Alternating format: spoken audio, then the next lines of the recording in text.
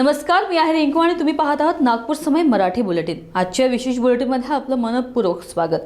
देश विदेशासह राज्यातील आणि आपल्या परिसरातील महत्त्वाच्या घडामोडी, राजकारण, समाज, आरोग्य, संस्कृती क्षेत्रातील ठळक महत्त्वाचा वेध आपण घेणार आहोत। तर चला करूया सुरुवात आजच्या महत्त्वाच्या बातम्यांसोबत।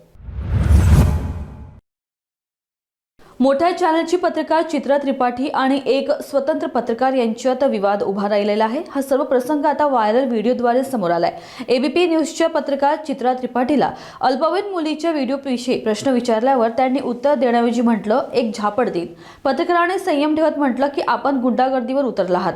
आसाराम बापू केस प्रश्नावर प्रश्न विचारण्याचा प्रयत्न केला असता चित्रा त्रिपाठी पुढे गेली। यानंतर त्यांनी माईक पकडला तर पत्रकार म्हणाला, माईक आमचा आहे। मंत्री नेत्यांकडून प्रश्न विचारणारी पत्रकार छोट्या पत्रकाराच्या प्रश्नावर का शांत राहिली? व्हिडिओ एडिटेड दिसत असल्याची शक्यता किंवा वरून दबाव?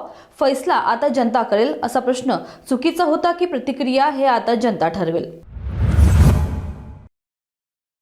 उमरेड करांडला अभयारण्यात एक अत्यंत खास नजारा समोर आला आहे। F2 बागींचे 5 शावक पर्यटकांसाठी आकर्षणाचे केंद्र बनले आहेत।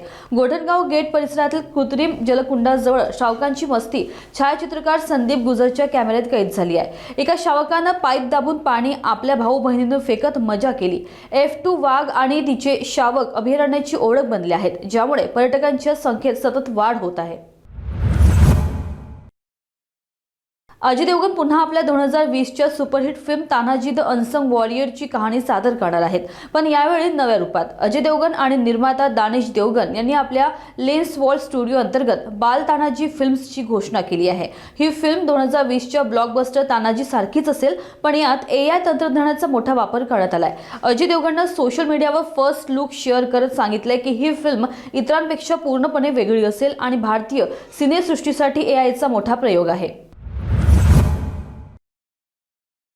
अकोला येथून गवली समाजाचे प्रदेश अध्यक्ष आणि प्रॉपर्टी व्यवसायी किसनराव हुंडीवाले यांची हत्या प्रकरणात आज जिल्हा सत्र न्यायालयाने ऐतिहासिक निर्णय दिला। कोर्टाने या प्रकरणातील 10 आरोपींना आजीवन कारावासाची शिक्षा सुनावली आहे, तर 5 आरोपी सबुतांच्या अभावामुळे बरी करण्यात आले। ही हत्या 6 मे 2019 रोजी पोलीस अधीक्षकांच्या सरकारी बंगल्याजवळील सब रजिस्ट्रार कार्यालयात घडली होती।